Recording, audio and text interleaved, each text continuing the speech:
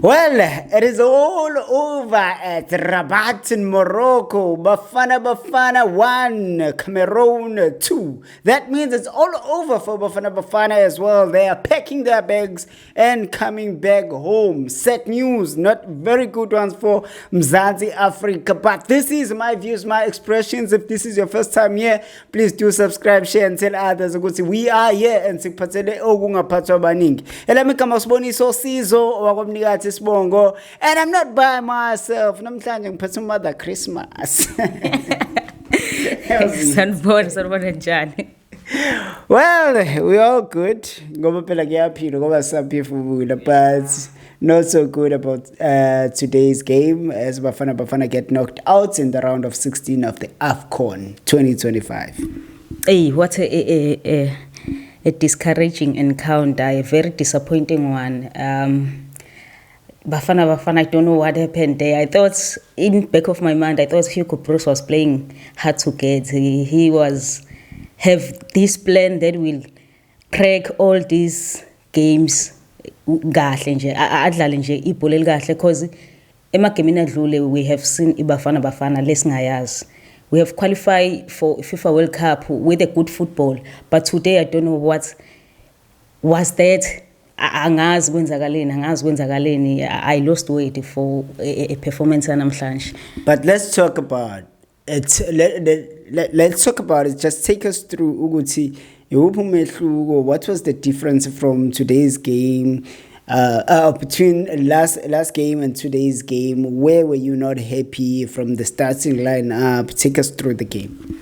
First of all, there was no need for four changes. It was a lot. Changing lineup winning ngayo these two games are winning. Namhlanje he made four changes.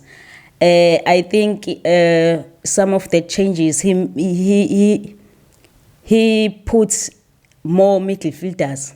Ubelodile lapha neswini angazi why bekafuna ukudefenda kangaka singakobi nali igoli because into ebekade sifuna kakhulu igoli before size defend nje sifuna igoli emasidini besingakwazi ukudlala. On top of that kunama player ngidinga ukuthi coach akaphumuze nam player nje akaphumuze because angazi ngizothi ama fatigue or what, but nje khona ama players usona kahle ukuthi akhathele, they are not fighting for. It's like they were winning. Leigh Frost I don't know. But before we go to Ufost and maybe talk about those players that you think they needed to be rested, let's talk about what are you saying? Get defensive, midfield, none. I don't think you should approach every game ngendlela efanayo. So I think today's game, coach thought this approach will be suitable. Hence we saw maybe on the first half away Bafana got those chances by playing those long balls and ensuring the balance in the center. But the fact now that we lost, that doesn't mean that was a bad strategy. Yeah, at first half we created more chances. There was a lot of chances that we created and we just messed it up. I think boys like Kabini igame ibimsinda kakhulu ingakho engakwazanga ukwehlisa umoya akwazi ukwathatha lama chance awatholile. Oswin Apolis so far nje kule AFCON akaze sitshengisela ibhola esimazi ngalo. Ubenga perform ngalendlela esimazi ngayo. He is capable of izinto ezinkulu kakhulu Oswin Apolis, but kule AFCON akaze sinikeze leyo nto. Size ngomfukeng he was off today. He was off, totally off. So ama players wona lawo abekade ewenze ngawo ushintsho nawo asenzelanga ongako namhlanje okwenze ngako. Sishaye i-team sishaye iMozambique, iZimbabwe sishaye iZimbabwe and igame iAngola. Ama-team lawa abantu abamnyama esikwazi ukudlalisana nabo. Why uchange leso squad? Ubona. Why uchange leso squad bese usifakela lesa namhlanje? You speak about Foster and your discomfort. Even a Sabuki ball, and you had a lot to say about Foster. And we always have Coach Mpela, and he always defend Foster in a sense that he can come up with something out of nothing in each and every game that he gets. But when you beg to differ from our views akade namhlanje about Foster, take us through the Foster. What is your issue? Yes, ngathini uyiplayer yena enakho ukusenzela something but akusiphumuze sinikeze abanye ithuba. Why? If akunikeza something, why ufuna ukunika abanye ithuba? Because uyabona namhlanje awekho amafruit awenzile amangakho. He was not fruitful namhlanje to this squad. Akukho okutheni kangako. Engabe uwenzile kunalokho ufetana wa create more problems. He scored a goal, libe offside. First goal eCameroon, yena obeka ama players on side. So if iplayer kunezinto elingakwazi ukuzenza, asiliphumuzeni sinikeze abanye ithuba. I think he udrilla ama games wadlala kuma group stages ubekade ekhona eqala. Asimnikezeni ithuba phela rest enayo. Yes, bakhona nabanye baqale wonke lama game kodwa naye simnikeze ithuba because siyabona ukuthi akorika kuyeke phambili. Inhloso yakhe ngobe lapha phambili ukusinikeza amagoli sithi.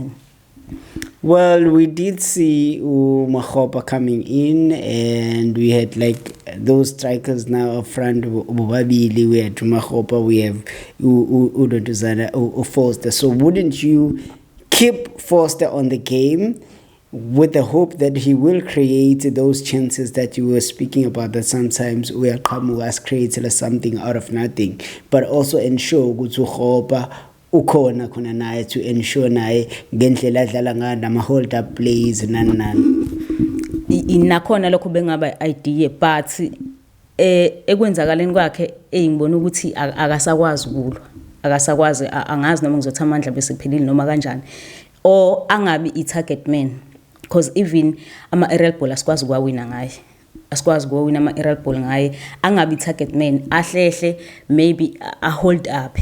But ithi mebedlala nayo kakhulu namhlanje be aggressive vele bese bewina, so bebezokwenza noma yini umosha isikhathi laphana bese sidinga ama players afresh asangaqhamuka nama ideas because bisivalile nje ngingasafunela ukuthi Cameroon lapha emuva. So bekubalekile ke kuthina ukuthi sizame ukucracker i-defense yabo. So ukubuka ama hold up play bengasasenzeli lutho kulesa sikhathi, izinto besizidinga izinto ezisheshayo ama 1-2 azokwazi ukucracker uDonga ebeswadinga. Well, Mlazi representative Yolanda, you have said a lot, and I have so many questions that I want to ask, but due to time, but I do have so many questions because there were a number of things that were said about this Bafana Kosaketwa is squad, and the number of people that were, or players that were left behind.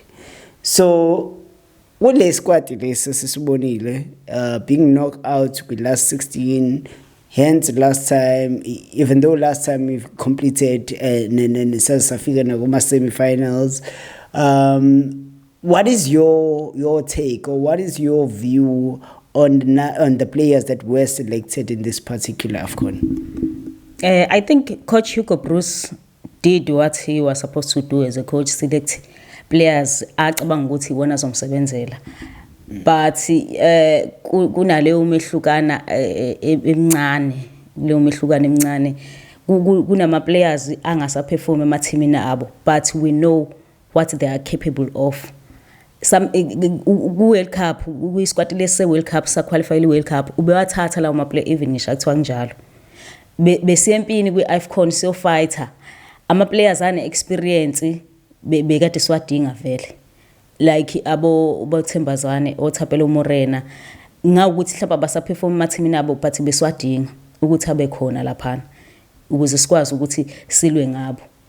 Njengamanje uthatha ingane ukuthi izogain experience ongeyona into embi leyo, okuyinto enhle, but ngibona ukuthi nabo ba abanye abangene esquadini baze bavalela laba abanye ngaphandle. So would you then say ukuthi this squad lacked experience? Yes, a very lot of experience, because if you can check ama chances ga Kabini ekabini angazi ngizothi umfana ubenovalo the boy is very good angimdleli mona umuhle but usindo game nabo abadlala abanje ngasho ukuthi experience isikhona but kunalezo zinto ezincane kule position le position ebade idlala ebidinga ama players akwazi ukukhama isimo ngisho athiwa ayabona ukuthi we are behind ngescore kodwa akwazi ukuthi akhame isimo ehlisa isimo down akwazi ukwenza into right. Well, they're just about it. We can talk all we want, but the unfortunate part is that Bafana is now out of the AFCON 2025. Sesibheke kwi-World Cup ukuthi siyokwenza kanjani. Is it time for us to start talking about World Cup or asirelaxe kancane sibuke i-AFCON iphele? Hey, we have to go back to the drawing board. There is nothing we can do. We must go back to the drawing board, and Hugo Broos must do a self-introspection. He must do a deep self-introspection. Looking at this game we play here on AFCON, there is a lot of mistake he made, but we can't criticize him because usithwalile sazesalana. Singabantu hlezi singaneliseki but nayo coach kumele akayibhekisise ukuthi ulekhe kephi njengo coach yini bewumehluko because last AFCON we got knockout on semi-finals but today we got knockout on round of 16. That is so disappointing because if you are a coach you have to look ukuthi last time I ended up here, what can I do to improve from the point that I was got knocked out to the following stage? So, Coach Hugo Broos, I made msebenzi. Well, they're just about it. It's not only Hugo Broos that needs to improve. Now, if we are born ukuthi khona la singa improve khona as my views, my expressions, so please do comment, please do subscribe, share and tell others ukuthi sikuphathele okungaphathwa abaningi. From mina mfana kamnika thukaphela ugcotha ijama namaqoqo bendle hlangene ngithi we are out of here. Bye bye.